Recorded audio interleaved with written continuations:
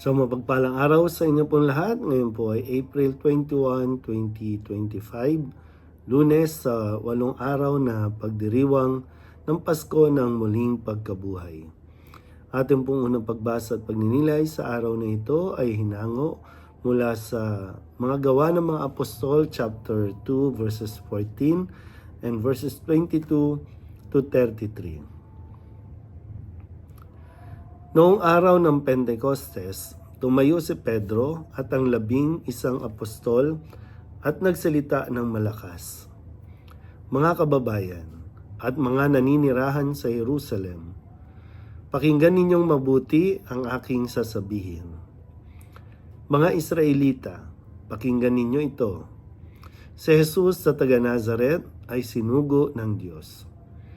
Pinatutunayan ito ng mga himala, mga kababalaghan at mga tandang ginawa ng Diyos sa pamamagitan niya. Alam ninyo ito sapagkat lahat ay naganap sa gitna ninyo. Ngunit ang taong ito na ibinigay sa inyo ayon sa pasya at pagkaalam ng Diyos sa mulat mula pa ay pinapako ninyo at pinapatay sa mga makasalanan. Subalit siya'y muling binuhay ng Diyos at pinalaya sa kapangyarihan ng kamatayan. Hindi ito maaaring mamayani sa kanya, gaya ng sinabi ni David. Nakita ko na laging nasa tabi ko ang Panginoon. Siya'y kasama ko, kaya't hindi ako matitigatig. Dahil dito, nagalak ang puso ko at umawit sa tuwa ang aking dila, at ang katawan ko'y nahihimlay na may pag-asa. Sapagkat ang kaluluwa ko'y di mo pababayaan sa daigdig ng mga patay, at hindi mo itutulot na mabulok ang iyong banal.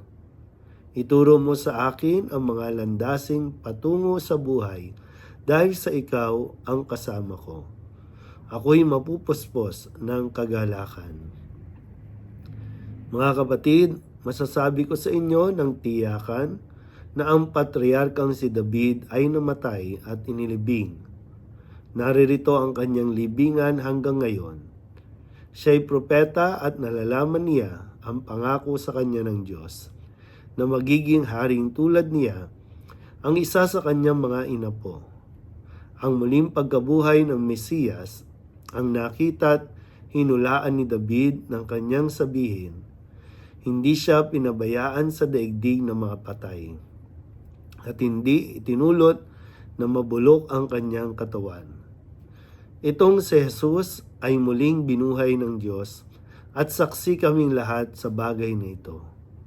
Nang itaas niya sa kanan ng Diyos, tinanggap niya sa kanyang Ama ang ipinangakong Espiritu Santo at ito'y kanyang ipinagkaloob sa amin tulad ng inyong nakikita at naririnig ngayon.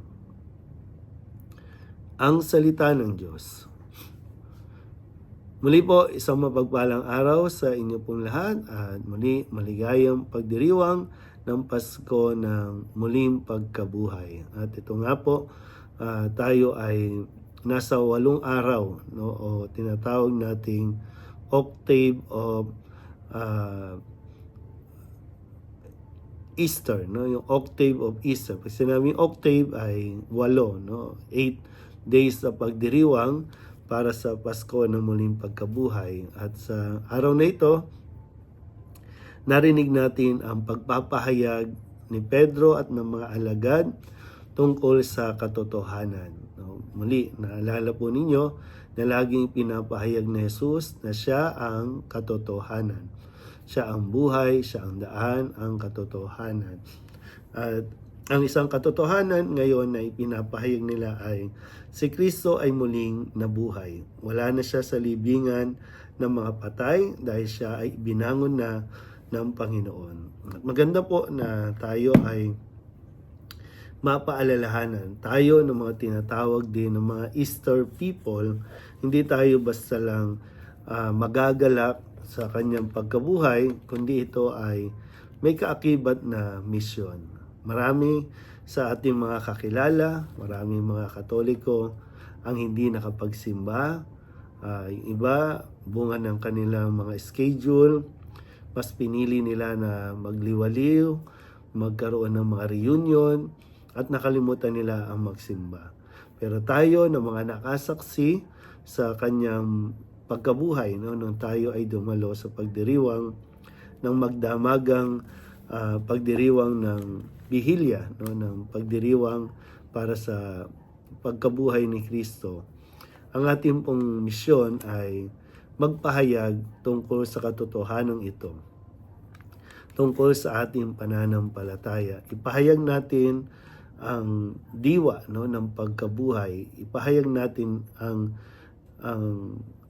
kanyang pagkabuhay na nagdudulot ng pag-asa sa ating lahat, lalong-lalo na sa mga tao na may pinagdaraanan, sa mga tao na nananatili sa kanilang kalungkutan, nananatili sa kanilang kapigatian, na ipahayag natin ang diwa nito at magdulot nawa ito ng pag-asa sa ating lahat.